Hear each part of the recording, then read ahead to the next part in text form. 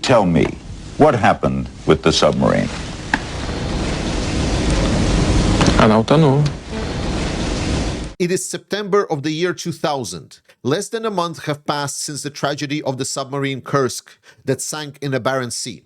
Vladimir Putin, a newly elected president of Russia that just got into power after the elections in the March of the same year, is now sitting in a studio of that time's probably one of the most legendary and famous interviewers, Larry King.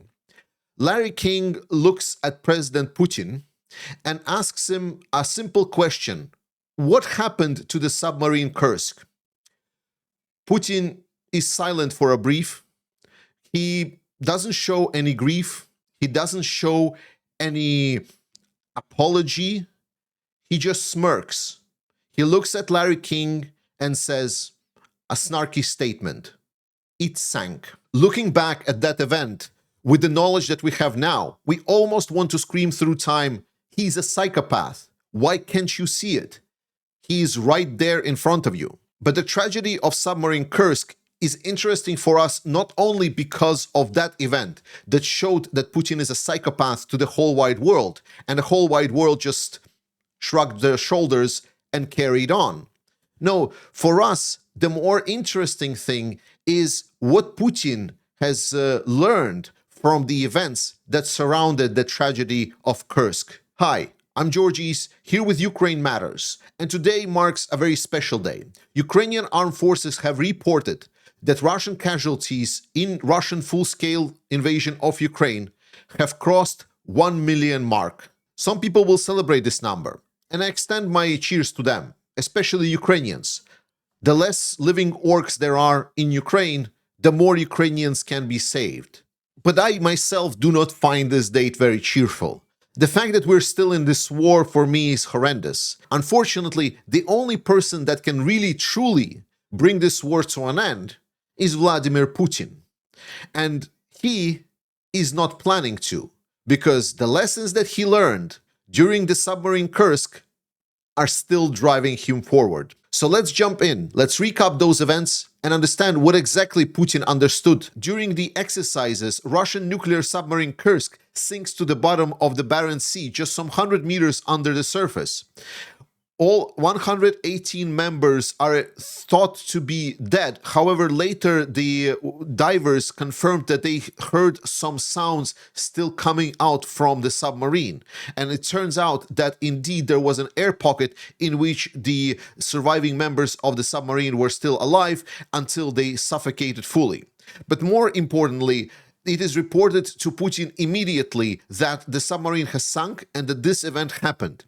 And he was at that time on vacation in his residency on the Sochi near the Black Sea.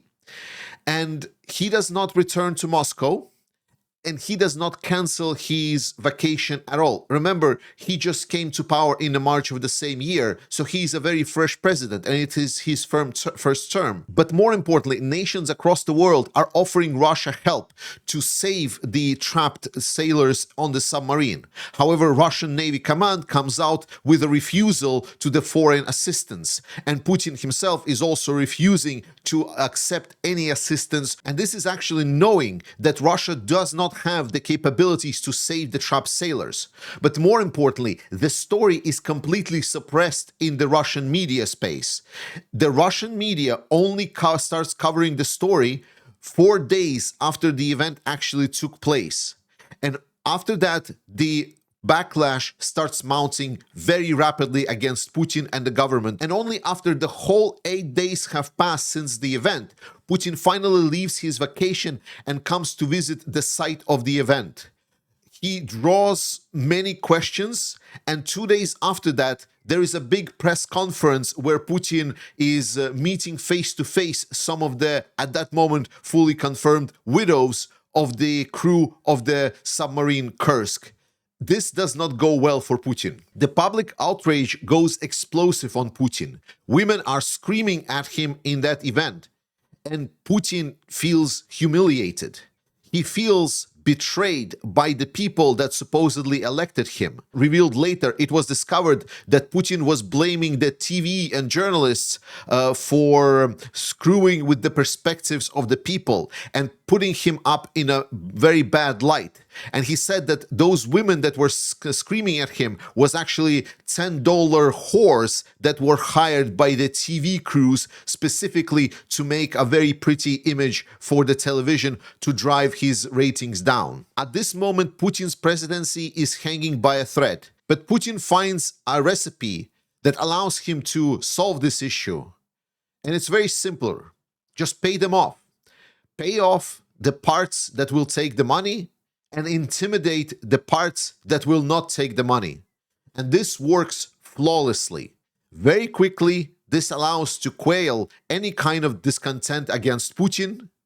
And since then, this tactic of just having to pay people that will accept the money and then intimidate and suppress the ones that won't has been the driving modus operandi for the Putin's regime. Very often when people talk about the Russian military, they assume that Russia has some kind of inexhaustible resource of manpower, that until every single one of 146 million Russians is killed, that Russia can continue fighting this war on. That is not the case, specifically because of the lessons that Putin learned during the Kursk operation. Because modern Russia does not operate on the ideological basis.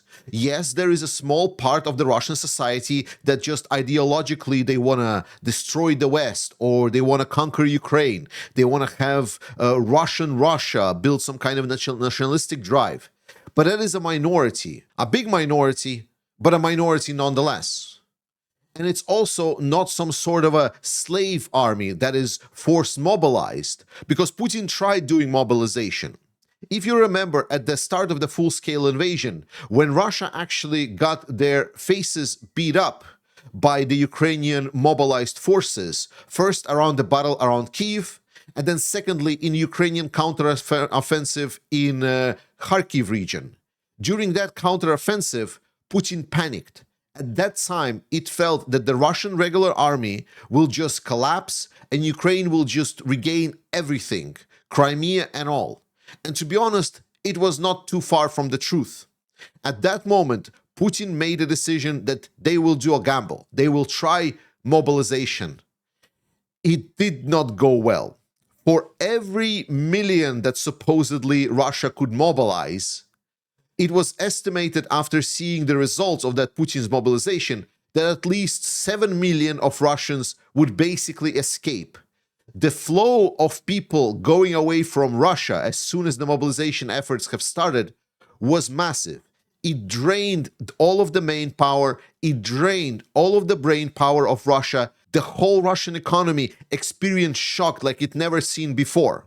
Russia was able to mitigate that shock because at the time, they still had the ability to dip into their piggy bank. They were still being able to go into the war chest that Putin has assembled and mitigate a lot of the damage that was done by this mobilization wave. But it was clearly seen that mobilization in Russia would be devastating. And while Putin has kept a lot of the mobilized forces, they are now technically not mobilized anymore. Putin's Russia has introduced contracting for all of the forces participating in fight against Ukraine. This includes the mobilized forces that were there just by force mobilization. Now they are counted as people that have signed contracts, but also with some of the mercenary forces that were fighting for Russia. When mobilized forces appeared on the front in large quantities, then a lot of these mercenary groups have actually been comparatively much more efficient. But since then, Russia basically agreed that it's going to be contracted army only. And they did it by introducing massive payments for the people that are signing the contracts. Slowly over time, that transformed the Russian military to now fully becoming dependent on the payments that are coming in by signing contracts. There has been now whole industries that have been created around these servicemen that are fighting for Russia. People that are supporting the servicemen, people that are waiting for the money that they get for injuries, people that are protecting, or so to say, these servicemen and people that are ready to send these servicemen to die to receive their payments. The whole Russian military machine is now basically based around these massive payments that Putin is paying to these servicemen. Transitioning that machine to a maybe mobilized military stating, no, everyone that was expecting to get more money from this war, you're not going to get anything, is deluding themselves. If one would to read Russian Z propaganda channels, they would note just how much the Z propagandists are crying about the lack of the patriotic or propaganda drive that is within the Russian forces, and how sad all of these ideologically charged people are that majority, absolutely dominant majority of the Russian forces are only driven by greed and profit incentives. Russia is now in a trap that to fight the war, they need massive amounts of money. And to have massive amounts of money, they need to continue to have good economy. Because the biggest problem for Russian economy is the war itself. And while the Russian central bank right now is being pressured by the Russian economy, stating that we need to have the interest rate lowered down because otherwise our economy just stops functioning. Unfortunately for Russia, just lowering that percentage level from 21 to 20 is not helping the Russian economy at all, especially because the Russian budget deficit is already 3 times larger than was expected for this year. And now we just heard that EU is expecting to roll out new sanctions that will aim to lower the price for oil for the Russian transport of and sell of their oil to $45 a barrel, which is much lower, not only the current low prices of oil, but also the general level at which Russia can sustain itself, which is $70 a barrel. Russia right now tries to pretend that they're strong. They try to play their hand and state just how incredibly powerful they are. But a lot of the experts have already noted that right now Russia is very similar to what the Soviet Union was in about 1988, 1989. Because at that time, people were not expecting that the Soviet Union was collapsing. They were stating is like, yeah, obviously there are some problems in the Soviet Union, some serious problems, but it's definitely not going to collapse. Dictatorships don't slowly decline. They just have structural problems and then they just fracture and break apart. We might be close to that moment with Russia. And with that, it's devastating now for Russia that the Ukrainian unmanned forces, the new gunpowder, if I can quote General Zaluzhny, the gunpowder that was discovered in this war, that is driving this war, the drone technology, Ukrainians now have a new person in charge of the whole new unmanned system forces, Madyar, the Jaga guy, which stated clearly that there is one purpose and one purpose only for the Ukrainian drone program, is to kill as many Russians as possible. That their aim is going to be to destroy Russians en masse to make sure that Ukraine destroys more Russian living force than Russia can mobilize. So when you put it all together, when you put the economy that puts pressure on how Russia can pay to their forces, when you put the amount of forces that Russia can mobilize by paying them, when you put it together that Ukraine is going to be putting pressure both on the economy and on the Russian forces at all by increasing the amounts destroyed, Russia suddenly doesn't look as big. And yeah, it does capture some land there on the east, some settlements, villages creeping also slowly towards potentially bigger settlements. But arriving to a settlement does not mean settlements take. We've seen that in many bigger towns that Russia struggles to advance through even now more than half a years in. Russia is not some unbeatable threat. It tries to pretend that it's a boogeyman that is there to scare you, that is there to take over everything. It can be beaten, it can be destroyed, it can be shown the door, and it can be made fear, so it will never come back to threaten us in Europe and the West ever again. And we're on the way there. But to do that, we need to support the Ukrainian armed forces. Participate in our fundraiser that you will find in the linked descriptions below. Support the Ukrainian armed forces. It's 1 million now, it's gonna be more.